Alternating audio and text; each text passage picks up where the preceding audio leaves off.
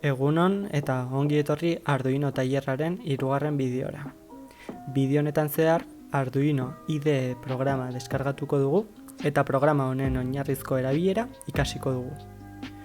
Programa erabiltzen ikasi eta gero, Arduino programazioaren oinarrizkoa ikasten hasiko gara. Hasteko, Arduino IDE programa deskargatuko dugu. Horretarako web nabigatzaile bat irekiko dugu. Nik Firefox erabiliko dut. Arduinoko webgunea bilatuko dugu.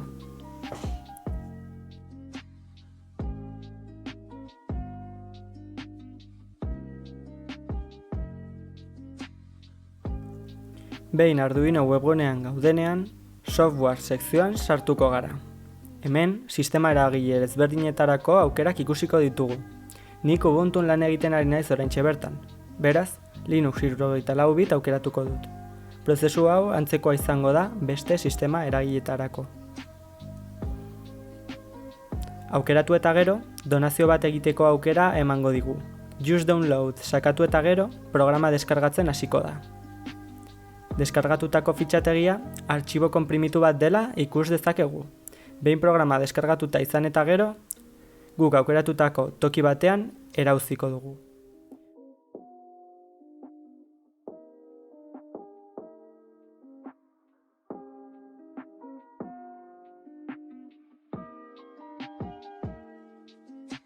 Programa erauzita gero, Arduino exekutablea irekiz gero programa irekiko da.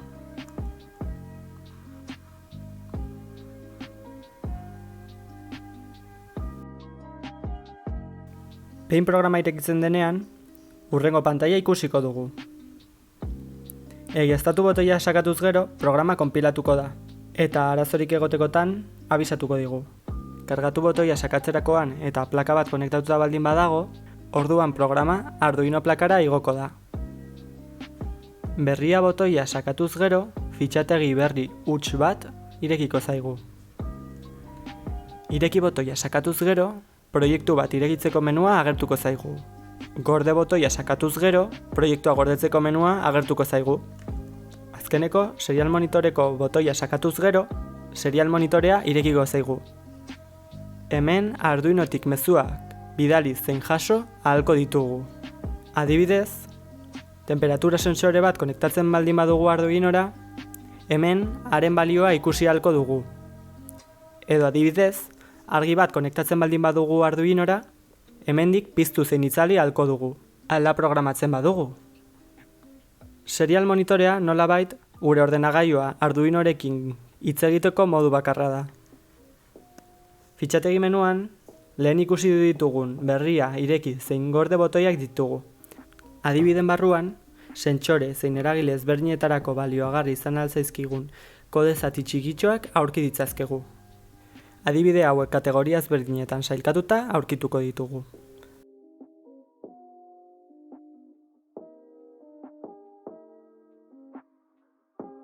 Tresna menuaren barruan beste aukera asko ere aurkituko ditugu. Hemen, oso garrantzitsua da erabiltzen ari garen plaka hautatuta izatea. Guk urtsoan Arduino Uno erabiliko dugu, beraz Arduino Genuino Uno aukeratuko dugu. Erabiltzen ari garen ordenagailuan Arduino edo edozein motako plakaren bat konektatuko bagenu, ataka atalean agertuko lirateke. Hemen ere oso garrantzitsua da erabiltzen ari garen plaka hautatzea. Oso ohikoa da ataka bat baino gehiago agertzea. Kasu horretan, gure plaka konektatu eta gero agertzen den ataka berria hautatu beharko dugu. Hau dena kontuan izan da programatzen hasiko gara. Setup funtzioaren barruan jartzen duguna, Arduino pizterakoan behin exekutatuko da. Loopean jartzen duguna, ordez, behin da berriro exekutatzen ibiliko da, setup exekutatu eta gero. Arduinoa programatuko dugu LED bat piztu eta itzalik egin dezan. Horretarako, 3 funtzio ezberdin ikasi beharko ditugu. Pin mode, digital write eta delay. Arduino webgunearen barruan, funtzio guztien dokumentazioa aurki ditzakegu. Hasteko, pin mode funtzioa ikusiko dugu. Arduino plakaren pinei buruz hitz egin genuenean, irtera edo sarrera bezala konfiguratzen alzirela esan genuen. Funtzio honekin, pin hori irtera edo sarrera bezala ezartzen aldugu. Funtzio honek, 2 parametro eskatzen dizkigula ikus ditzakegu. Lehenengoa, pin zenbakia, eta bigarrena, irteera edo sarrera den. Irteera bezala konfiguratu behar dugunean, output jarriko dugu. Sarrera bezala konfiguratu behar dugunean, input jarriko dugu. Dokumentazioan agertzen den input pull-up aukera, beste bideo baterako utziko dugu. Digital write funtzioa erabiltzen ere ikasiko dugu. Funtzio hau, irteera bezala konfiguratuta dagoen pin bat pizteko edo itzaltzeko balio du. Adibidez, LED bat konektatzen baldin badugu 13. pinean, LED hori pizteko zein itzaltzeko funtzio hau erabili beharko dugu. Bi parametro hartzen ditu, lehen esan dugun bezala, pina zein balioa. Orduan, 13. pineko LEDa pizteko, digital write 13, high, hau da altua, hau da piztuta nolabait, aukeratuko dugu, edo idatziko dugu. Itzaltzeko berriz, digital write 13, low, idatziko dugu. Azkenik, delay. Funtzio hau bakarrik parametro bat hartzen du eta itxoiteko balio du.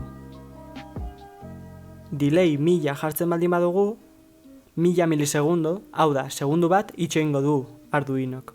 Honela, LED bat piztu eta itzali nahi baldin badugu, lehenengo piztuko dugu, gero itxoingo dugu, eta gero itzaliko dugu. Eta behin da berriro, pizten eta itzaltzen egotea nahi baldin badugu, piztuko dugu, itxoingo dugu, itzaliko dugu, itxoingo dugu berriz, eta bueltaz hasiko gara berriz. Orduan, LED bat pizteko eta itzaltzeko egin behar dugun lehenengo gauza, pin hori irtera bezala konfiguratzea da. Horretarako, oraintxe bertan ikusi dugun bezala, pin mode funtzioa erabiliko dugu. Hau bakarrik behin egin behar da, orduan lasai asko setup funtzioan jarri dezakegu. Behin da berriro egin beharko bagenu, loop funtzioan jarriko genuke. Guk behin da berriro LEDa piztu eta itzaltzea nahi dugunez, loop funtzioan jarri beharko dugu zati hori. Aurreko guztia kontuan hartuta, hurrengo kodea geratzen zaigu.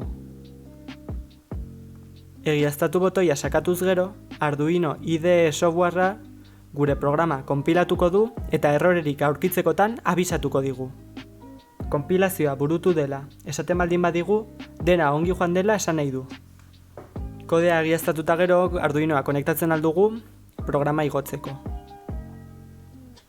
Hemen daukagu programa martxan.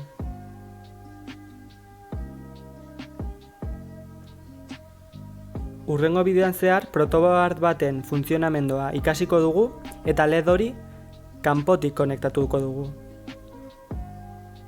Hurrengo bideora arte!